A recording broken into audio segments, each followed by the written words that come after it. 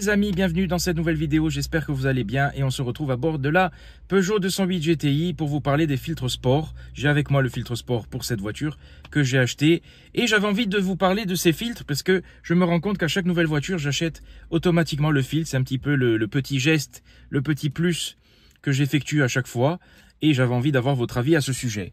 J'ai avec moi un filtre sport Cayenne. Alors, je ne suis pas sponsorisé par Cayenne. S'ils veulent m'envoyer un chèque, il n'y a pas de souci. Mais ne me demandez pas pourquoi. J'achète toujours des filtres de cette marque-là. C'est automatique, ça fait longtemps. À chaque nouvelle voiture, sport ou pas sport. Parce que ces filtres-là, pour ceux qui ne connaissent pas, c'est des filtres... Alors, on dit sport, mais en fait, c'est pas vraiment une modification effectuée sur la voiture. C'est plus une modification de consommable.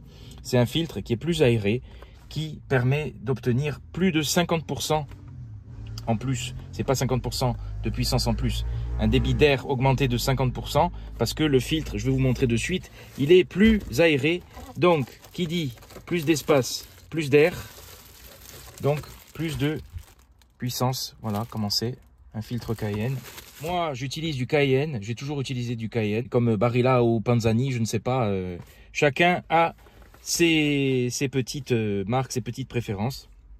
Il y a beaucoup de marques qui existent sur le marché, notamment BMC et Green. Alors sur la Bart, je n'ai pas changé le filtre puisque vous avez un filtre BMC d'origine. Donc je l'avais laissé. Mais vous avez déjà un filtre sport quand vous achetiez une Abarth thermique à l'époque. Maintenant l'électrique, il n'y a plus de filtre. Certains filtres sont en coton, d'autres en mousse, ça dépend des marques. Chaque marque a ses composants différents et ses arguments différents. Dans tous les cas, ça permet plus d'air et plus de performance. Qui dit plus d'air dit plus de bruit à l'échappement. Alors, c'est très très léger. Et j'avais envie d'ouvrir le débat avec vous et d'avoir votre avis en commentaire. Quand vous achetez un filtre Cayenne, vous avez bien évidemment le filtre. Alors, les formes changent selon les modèles. Ça existe pour quasiment tous les modèles, toutes les voitures du marché. Vous avez le petit autocollant Cayenne qui est fourni avec. Et cet autocollant pour prévenir un potentiel mécanicien de ne pas changer le filtre puisque c'est un filtre qui se lave, qui se nettoie, qui se réutilise. Vous avez d'autres filtres disponibles. Ça, c'est le filtre classique. Il n'y a pas de modification sur la voiture. Vous changez simplement le filtre. Sinon, vous pouvez changer carrément l'admission, mettre un cône, etc. Ce sera la question. N'hésitez pas à me donner votre avis. Est-ce que vous êtes plutôt du genre à ne rien changer du tout et à laisser le filtre d'origine en papier?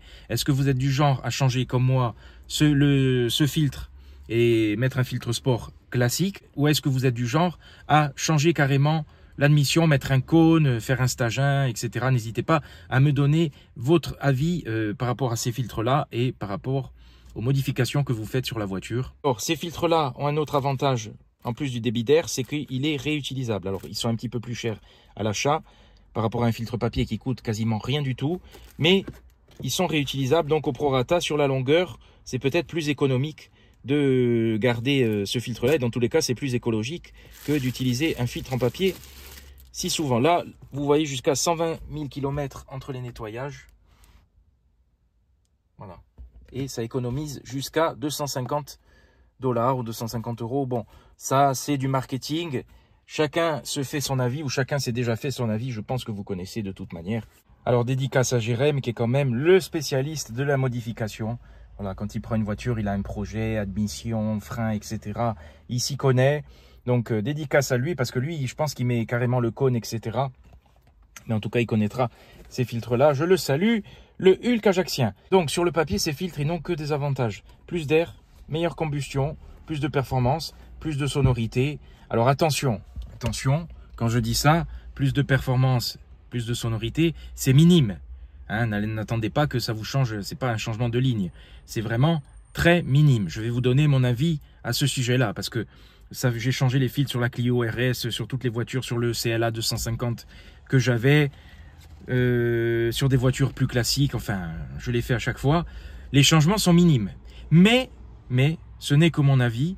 Je trouve que, notamment sur la Clio RS et même sur le CLA, il y a plus d'air. Donc forcément, à l'échappement, ça modifie très légèrement la sonorité.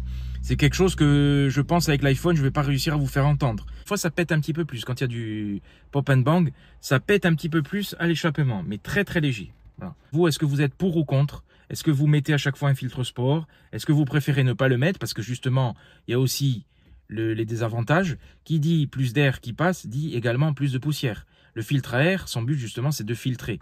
Donc, si vous mettez un filtre qui filtre moins, il y a plus de poussière qui passe dans le moteur. Donc, ce n'est pas bon. Qui dit plus d'air aussi, peut-être dit plus de consommation.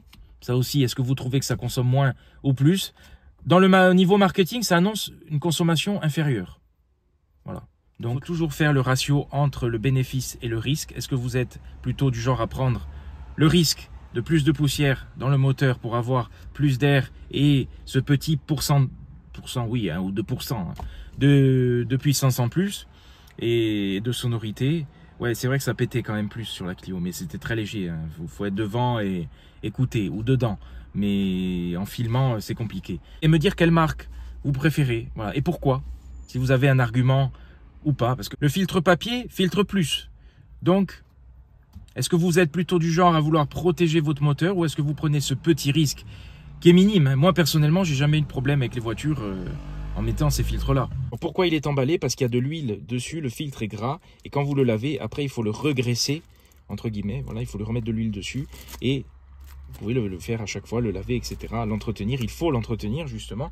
Un filtre comme ça, c'est pas comme le filtre papier que vous laissez, qui devient dégueulasse, et puis que vous jetez. Lui-là, je crois que c'est de la gaze de coton. Chez Cayenne, d'autres marques, c'est d'autres composants. C'est le sport minime. C'est vraiment la première étape que vous pouvez faire sur une voiture à petit coût, même si c'est plus cher qu'un filtre papier, forcément. Mais c'est la première étape, sans modification. C'est très simple. Il y a des boîtes à air qui s'ouvrent très facilement. Il y en a, il faut juste dévisser. C'est facile à changer, tout le monde peut le faire. Donc, voilà, première étape à faire sur une voiture. Les passionnés me comprendront. Le stage 1, c'est le même questionnement, pour ou contre. Mais je ferai une petite vidéo à ce sujet. Je ne sais pas si c'est psychologique ou quoi, mais moi, des modifications que j'ai faites sur plusieurs voitures, comme je vous dis, filtre Cayenne, j'ai dû en acheter une bonne dizaine. Et à chaque fois, j'ai l'impression que la voiture, de toute façon, respire mieux.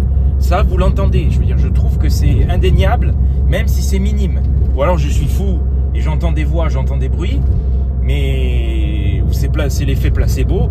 Mais en tout cas, je trouve que vraiment, ça marche. Ça marche très peu, mais ça marche quand même. Et ce qui est pris est pris. Donc après, voilà, il y en a qui diront que c'est psychologique, que c'est du pipeau. Certains n'y croiront pas trop ou seront dubitatifs. Et puis, il y a le risque de la poussière en plus. Donc certains seront réticents. C'est le questionnement, plus d'air, plus de poussière. Quel est votre choix? N'hésitez pas à me donner votre avis. Et j'espère que cette petite vidéo vous aura plu, les amis. À bientôt. Bonne soirée à vous.